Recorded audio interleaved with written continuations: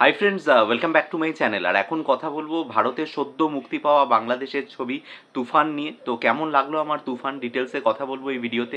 Request একটাই, ভিডিওটা শুরু থেকে শেষ পর্যন্ত দেখো। আর কোনো কিছু যদি ভালো লেগে থাকে তাহলে ভিডিওটাকে লাইক, শেয়ার আর চ্যানেলটাকে অবশ্যই সাবস্ক্রাইব করে নিও। তো প্রথমেই তোমাদেরকে অনেক অনেক ধন্যবাদ, সেটা হচ্ছে আমার যে পাবলিক রিয়াকশনের ভিডিওটাকে এত ভালোবাসা দেওয়ার জন্য।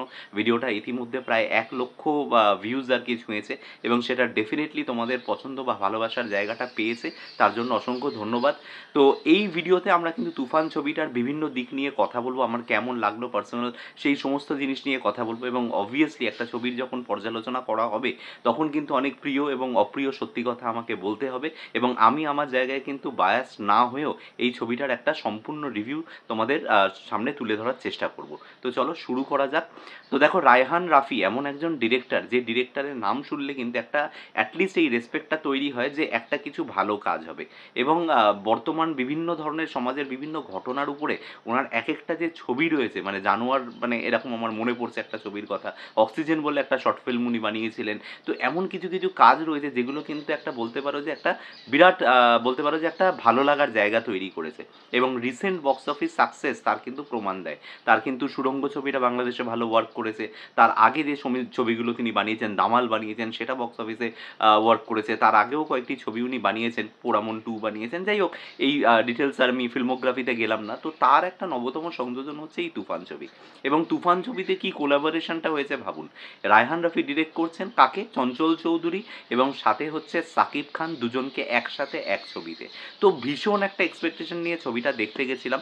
এবং মানে সত্যি কথা বলতে ছবিটা কিছু অংশে সেই এক্সপেকটেশন পুরো করেছে, কোনো অংশে পারিনি। সেগুলো নিয়েই কথা বলবো এখন। তো দেখো, গল্প খুব একটা বলবো না। গল্প যেটুকু ট্রেলারে দেখা গেছে তা হচ্ছে যে সাকিব খান হচ্ছে একজন মস্ত বড় গ্যাংস্টার, এবং তার জীবনের উত্থান পতন এই নিয়েই হচ্ছে গল্প। এবং যে গ্যাংস্টারের নাম এখানে তুফান, তার জীবনে লাভ ইন্টারেস্ট হচ্ছে মিমি চক্রবর্তী, এপার বাংলার অভিনেত্রী। তিনি তার জীবনে যাচ্ছেন দুষ্টু কোকিল হিসেবে, এবং সেখানে গিয়ে কিন্তু তার জীবনে বিভিন্ন ধরনের ঘটনা তার সাথে ঘটছে। এই অবধি মোটামুটি আমরা ট্রেলারে দেখতে পেয়েছি, কিন্তু ট্রেলারে যে জিনিসগুলো আমরা দেখেছি সেটা হচ্ছে এই ছবিতে কিন্তু ভরপুর একটা অ্যাকশন রয়েছে। এবং অ্যাকশন জড়ে এই ধরনের কাজ কিন্তু বাংলাদেশে এর আগে রিসেন্ট টাইমে আমি দেখেছি বলে আমার মনে পড়ছে না। সেই দিক থেকে এই ছবি ডেফিনেটলি একটা সিগনিফিক্যান্ট ছবি, কারণ এগুলো হচ্ছে একটা বলতে পারো যে একটা এরা ক্রিয়েট করে। ঠিক যেরকমটা আমি বলবো যে আমাদের মানে পশ্চিমবঙ্গে যখন ধরো প্রচুর কমার্শিয়াল ছবি একসাথে তৈরি হতো, তখন কিন্তু একটা এরা ছিল। সেই এরাতে কিন্তু ব্যাক টু ব্যাক সমস্ত হিরোরা কমার্শিয়াল ছবি বানাতো, যেটা আজকের ডেটে একদম কমে গেছে। এখন কিন্তু আমি রিসেন্টলি চেঙ্গিস বা আমার মির্জা ছাড়া কোনো ছবির নাম মনে পড়ছে না। সেখান থেকে বাংলাদেশে এটা কিন্তু খুব বলতে পারো বড় একটা পদক্ষেপ, কারণ একটা কমার্শিয়াল ছবি বানানো মানে একটা বড় বাজেটের ছবি বানানো। সেই দিক থেকে ডেফিনেটলি আমি বলবো যে নির্মাতারা সাকসেসফুল, যে তারা এত একটা বিগ বাজেটের এত বড় স্কেলের একটা ছবি তৈরি করেছেন, যেটা রিসেন্ট টাইমে অন্তত আমরা খুব একটা বেশি বাংলায় দেখতে পাই না। আমি দুই বাংলা মিশিয়ে কথাটা বললাম। এবার চলে আসবো হচ্ছে বক্স অফিস সাফল্যের কথা। ছবিটা অলরেডি বক্স অফিসে ক্লিক করেছে, সুতরাং ছবিটা কমার্শিয়ালি সাকসেস হবে কি হবে না এটা নিয়ে আর কোনো প্রশ্ন নেই। পশ্চিমবঙ্গের দর্শকের response, to be very honest, শুনতে খারাপ লাগলেও প্রথম দিনে কিন্তু আমি কোনো হাউসফুল শো পাইনি, এবং পাশাপাশি আমি কিন্তু কোনো হলেও দেখিনি যেখানে অলমোস্ট ফুল হয়েছে। সব জায়গায় কিন্তু 10% 20% অকুপেন্সিতেই কালকে কিন্তু সিনেমা দেখা হয়েছে। এইবার আজকে শনিবার এবং কালকে রবিবার হয়তো ছবিটা বদলাতে পারে, সেটার জন্য ওয়েট করতে হবে। ছবির পজিটিভ দিক, অবশ্যই সাকিব খান, মানে এই ব্যাপারে কোনো সন্দেহ নেই। সাকিব খান কিন্তু এই চরিত্রের জন্য নিজেকে ভেঙেছেন, নিজেকে গড়েছেন, নিজের মতো করে এই চরিত্রটাকে তৈরি করেছেন, এবং তুফানে তার সোয়াগ, তার সমস্ত কিছু কিন্তু একদম ঢেলে তিনি দিয়েছেন।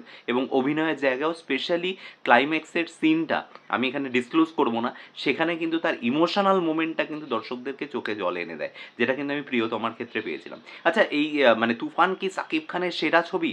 আমি খুব বেশি ছবি সাকিব খানের দেখিনি, তবে এটা বলতে পারি যে সাকিব খানের হয়তো বা এটা সেরা ছবি নয়, কিন্তু সাকিব খানের কিন্তু ওয়ান অফ দ্য বেস্ট, সব থেকে হার্ডওয়ার্কিং ছবি কিন্তু এইটা, যেখানে উনি তুফান হয়ে ওঠার চেষ্টা করেছেন। পাশাপাশি অন্যান্য মানে অভিনেতা যারা রয়েছে যাদের কথা বলতেই হবে, সেটা হচ্ছে চঞ্চল চৌধুরী। চঞ্চল চৌধুরীর প্রেজেন্সটা কিন্তু খুব লিমিটেড, অনলি 45 মিনিটস, এবং এই 45 মিনিটসই কিন্তু ছবির সব থেকে মানে বলতে পারো যে প্রাণ ফিরে পেয়েছে ছবির ওভারঅল যখন মানে গল্পের কথা যদি বলি আমি, গল্পটা যখন শুরু হয় ফার্স্ট হাফটা অনেক বেশি প্লট বিল্ড আপে গেছে এবং এই জায়গাটা অনেকে ভুল করছে, সেটা হচ্ছে যে ছবিতে এরকম অনেকে বলছে যে ছবিটা ইনকমপ্লিট, ছবিটা কারণ এই ছবিটা কিন্তু একটা ইউনিভার্স যেহেতু ক্রিয়েট হচ্ছে, তো এর কিন্তু ফার্স্ট হাফটা পুরোটাই ডেডিকেট করা হয়েছে প্লট বিল্ডিংয়ের জন্য এবং তারপরে কিন্তু ছবি যখন একটা তোমার হাই নোটে গেছে আর কি, সেটা হচ্ছে ছবির সেকেন্ড হাফটা এবং একটা একদম পিকে গিয়ে ছবিটা শেষ হয়েছে। এবং ছবির আরও একটা পজিটিভ দিক যেটা বলবো সেটা হচ্ছে যে এই ছবির কিন্তু ক্লাইম্যাক্স, যেটা নিয়ে আলাদা একটা ভিডিও বানানো যেতে পারে, এই ছবির ক্লাইম্যাক্স হচ্ছে এই ছবির কিন্তু ওয়ান অফ দ্য একটা কি পয়েন্ট, সেই জায়গাটা কিন্তু মানতেই হবে। ছবির ক্লাইম্যাক্সে রায়হান রাফি নিজের যে তার যে সিগনেচার স্টাইল হয়, যে একটা মানে টুইস্ট, সেই টুইস্টটা কিন্তু ছবির ক্লাইম্যাক্সে গিয়ে তিনি রেখেছেন। এটা কিন্তু মানে একটা কথাই বলবো, দুষ্টু কোকিল গানটা শুরু হলো আর আমরা হই হই করে হল থেকে বেরিয়ে গেলাম নাচতে নাচতে, এটা কিন্তু করো না। তারপরেও কিন্তু মানে পিকচার আভি বাকি হ্যায় মেরে দোস্ত, এই ব্যাপারটা কিন্তু মাথায় রাখতে হবে।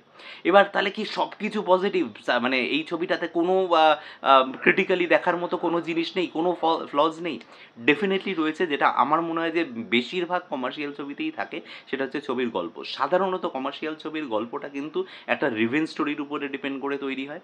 সাধারণত একটা কমার্শিয়াল ছবির গল্প কিন্তু মানে খুব একটা গল্পের জোর থাকে না, এক্সেপ্ট দুটো তিনটে ছবি আছে যেগুলো হয়তো মানে হয় সেরকম। আমি সে ছবিটার কথা ডেফিনেটলি বলবো, যেটা আমাদের ইন্ডিয়াতে তৈরি হয়েছিল সাউথে, তো সেই ছবিটার মধ্যে একটা ইমোশনাল পার্ট ছিল, কিন্তু এই ছবিটার মধ্যে না সেই পার্টটা আমার কোথাও একটু মিসিং বা একটু কম মনে হয়েছে। যে তুফানের যে ব্যাক স্টোরিটা দেখানো হয়েছে, সেই ব্যাক স্টোরিটা আরও একটু বলা যেতে পারে, সেটাকে একটু বাড়ানো যেতে পারতো। কারণ ব্যাক স্টোরিতে সাইদুজ্জামান সেলিম সাহেবের যে পোর্শনটা, ওই পোর্শনটাতে আমার মনে হচ্ছে ওনারও স্ক্রিন প্রেজেন্স কম, ওনাকে একটু স্পেস দেওয়া যেতে পারতো, গল্পটা আর একটু এলাবোরেট করা যেতে পারতো।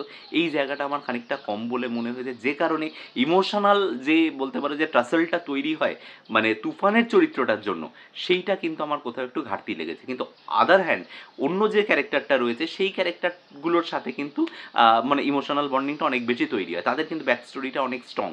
ঠিক আছে, তো এই একটা জায়গা। আর দ্বিতীয় জায়গা যেটা মনে হয়েছে, সেটা হচ্ছে চঞ্চল চৌধুরীর স্ক্রিন প্রেজেন্স। আমি এটা বলা মানে বলতে বাধ্য হচ্ছি যে চঞ্চল চৌধুরীকে কিন্তু আরও একটু যদি আগে আনা যেত, মানে সেকেন্ড হাফটা মানে ফার্স্ট হাফটা ধরো এন্ডিং হতো হচ্ছে চঞ্চল চৌধুরীর এন্ট্রি দিয়ে, সেই এন্ট্রি দিয়ে শুরু হতো এবং তারপরে গিয়ে একটা কিন্তু মানে পুরো হাফটা জুড়ে চঞ্চল চৌধুরী এবং এখানে সাকিব খানের একটা লড়াই যদি দেখতে পাওয়া যেত, তাহলে কিন্তু ব্যাপারটা আরও জমতো। সেইটা কিন্তু কোথাও মিসিং।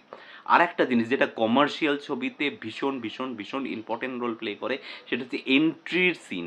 সেই এন্ট্রির সিনে সাকিব খানেরটা যত সুন্দরভাবে ডিজাইন করা হয়েছে, চঞ্চল চৌধুরীর এন্ট্রির সিনটা কিন্তু অত সুন্দরভাবে ডিজাইন নয়, এটা কিন্তু আমাকে বলতেই হবে। তাকে কিন্তু খুব সহজেই এন্ট্রি দিয়ে দেওয়া হলো স্ক্রিনের মধ্যে। আর last but not the least যেটা বলবো, যেটা নিয়ে অবশ্যই চর্চা হচ্ছে এবং আমি এটা অপ্রিয় সত্যি হলেও যেটা বলেছিলাম যে আমাকে বলতে হবে, এটা যে এই ছবিতে দু এক জায়গায় সাকিব খানের লুকস এবং পাশাপাশি হচ্ছে দু এক জায়গার বিজিএম, সেটা কিন্তু ডেফিনেটলি কপিড বলেই মনে হয়েছে। এটা খারাপ লাগলেও শুনতে এটা মেনে নিতে হবে যে এই জায়গায় কিন্তু কোথাও কিন্তু রায়হান রাফি তার স্বকীয়তা হারিয়েছেন। তিনি কোথাও একটু অনুকরণ করতে গিয়ে বা অনুপ্রাণিত হয়ে অন্য কিছু করতে গিয়ে কিন্তু রায়হান রাফির যে স্টাইলটা, সেই স্টাইলটা থেকে একটু সরে গেছেন। এই জায়গাটা কিন্তু অস্বীকার করার কোনো জায়গা নেই। তবে এটুকু বলতেই হবে, মানে কমার্শিয়াল ছবির অ্যাঙ্গেল থেকে পার্সপেক্টিভ, এখানে কিন্তু লজিক খুঁজলে হবে না। কমার্শিয়াল ছবির অ্যাঙ্গেল থেকে, তার পার্সপেক্টিভ থেকে যদি দেখতে হয়, তাহলে ডেফিনেটলি এই ছবিটা কিন্তু বাংলাদেশের একটা অত্যন্ত বড় পদক্ষেপ।